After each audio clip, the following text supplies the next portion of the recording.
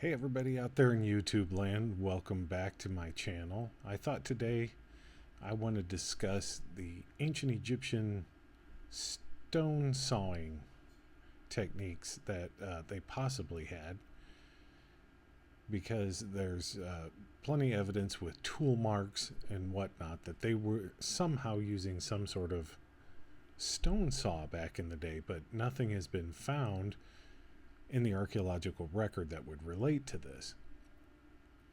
And I actually thought about it, and I worked with a guy and know a guy who worked with stone in construction for over 30 years and bounced a few ideas off of him, and I came up with something. Don't know if I'm right or wrong, but it relates to a piece of technology that the Egyptians absolutely had, and we'll get to that and try and just put all this together and see if it makes sense.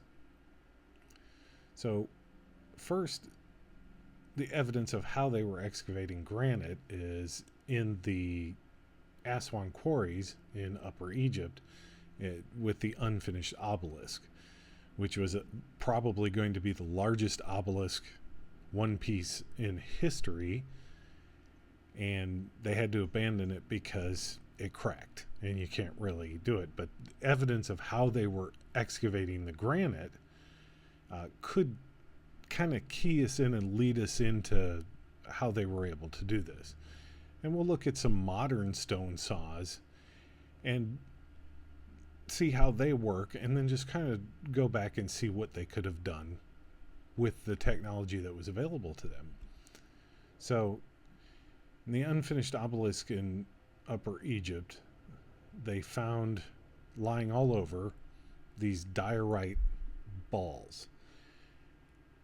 And Egyptologists and archaeologists look at these and figure that what they were doing was pounding on the granite over and over and over and just chipping away at it for a long time.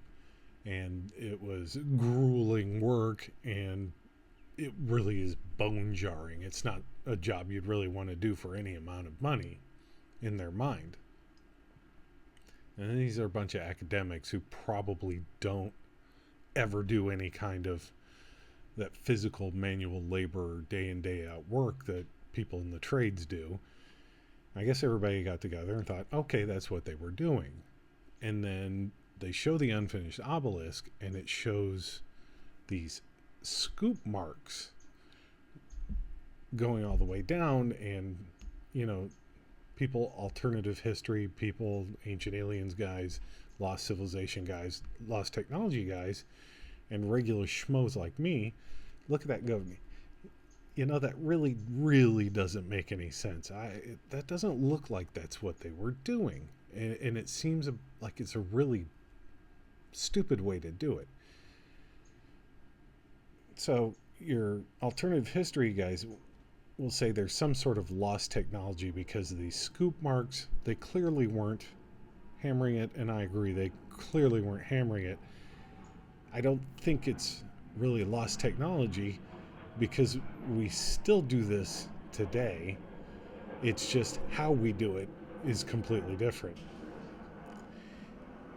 So it looks to me like they're not pounding, they're actually grinding, because a stone like diorite is a much harder stone, and it would be like sandpaper, and that's what Joe told me. If you rub it with a harder stone, it's like sandpaper. So it looks like the motion was actually a grinding motion. And I asked him, would you bang on granite with a blunt object to excavate? You want a block of a certain size. Is that how you go about doing it? And he actually said, no, that's dumb, because you have no control. If you're just pounding on it with a blunt object, you have no control. You could fracture it in a place that you don't want, and then it ruins all that work. So you don't want to be banging on it with a blunt object. If you had a sharp chisel, maybe, but they didn't have steel as far as we know. They barely had iron. They definitely didn't have tungsten carbide, and they did not have diamonds as far as anything in the archaeological record, but they did have diorite. And if you look at the stones, it looks like they're not perfectly round. It doesn't look like from banging. It looks like they've been rubbed, turned and rubbed, and they're kind of polygonal. So I think that's what they're doing. They were actually grinding. You have more control over the size. You're just roughing it out, but you can grind away that diorite or the granite. It's still a pain in the balls for anybody to do as a manual labor thing, but it definitely makes more sense. So let's relate that to how modern stone saws work. And there's two different kinds of power saws. You have a circular saw, and the circular saw blades are constructed, it's just basically the disc is any material that's going to stand up to heat, because you've got a lot of RPMs in the interest of speed, and then the outer rim is coated with a harder material, or in our modern case it's usually diamonds, industrial diamond dust, and it's held on with some sort of industrial adhesive, and you use it. So it's not a saw in the traditional sense. If you think of a wood saw, it actually rips through the wood fibers to separate them in a straight line. Well, you can't do that with stone. It's actually a grinding motion. Stone saws are actually grinders.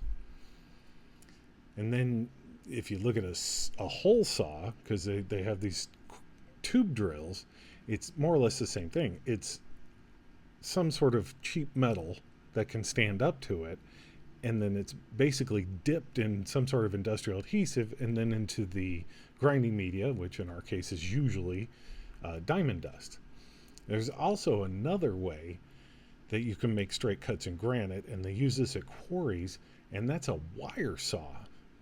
And basically what it is it's just a flexible cable that they use in industrial adhesive and adhere diamond dust to it, and it goes through a machine. You have to wrap it around and through, or put a hole in. Usually they'll pound a hole out with a tungsten carbide bit, and then wrap the string through, attach it to a wheel, and it just basically keeps rubbing it, and it'll make a straight line cut all the way through. Okay, so we think about this. Well, with these absolutely precise saw marks we find in sarcophagus and certain granite statues, also you have sarcophagus, huge block of polished granite, absolutely straight, and they it looks like they took off to make the lid. They just did this absolutely perfect cut from the same block. They just sheared off to make the lid. It's all one block, and then they hollowed out the inside. This is not something you do with a stone ball or even rubbing it. We're talking about 90-degree corners, almost perfect from what's been measured. So clearly they were using some sort of saw. So you have to think, well, nothing's really been found in the archaeological record, and there may be a reason for that. But let's look at, real quick, so how is a modern saw made? It's just basically any material that can stand up to the motion, and with high RPMs today it would need to stand up to the heat, but it has to be sturdy enough to stand up to the motion, and then you would attach a grinding medium to the disc with an industrial adhesive. Did they have the technology to do this? Actually, they did. There's absolutely a piece of technology, high tech, that the Egyptians definitely had, and that is the composite recurve bow. Don't bail on me. There's a reason. It's not the bow itself, it's the manufacturing process. Now, the Egyptians did not come up with the composite bow. It is very old technology. Actually, the oldest versions are from China. And somehow it got across to Egypt. Who knows how? War, but everybody, including the Hittites, eventually had these composite bows. And in order to do the recurve, which is basically stringing it backwards, and when you pull it, it makes a W shape and it increases the power. But it has to be really sturdy, so certain parts are wood, and then where they needed more flexibility and power, they actually used animal horns. And to hold it together, they used an adhesive that is so good they didn't come apart from all this abuse at war. And you can still find these bows. King Tut had a couple in his tombs, and they were still glued together. So they knew how to make a very powerful industrial adhesive. No question. And it was made, from what they can tell, it was made somehow from fish. I don't know. But that's what they say. So if we think about it, in order for them to make a stone saw, and they don't have to have high RPMs, they just need to be able to turn it, and they definitely had the wheel, and they had manpower, and they knew how to do this. Is it possible that they figured out that they could use this industrial adhesive, make a disc out of even copper, apply this industrial adhesive, and apply a grinding medium? Where would they get this grinding medium? Well, the people in the granite quarries are grinding out these rough shapes, and you're left with a ton of diorite and granite dust. If you apply these, you can sit and spin it and spin it. It's going to make a very precise cut as a grinder. Very simple technology. And they're disposable. Even today, these blades completely wear out. They don't last forever. Maybe they reused the copper. Maybe they made new discs. Who knows? But they also could have done the string saw version. They had technology to dip a fiber, an animal fiber, in and run it through. So is it possible? Sure. Haven't found any examples of it, but it's something they definitely could have done. I'd love for somebody to test it out, or at least, let me know. Tell me if my idea has any merit. It's only an idea.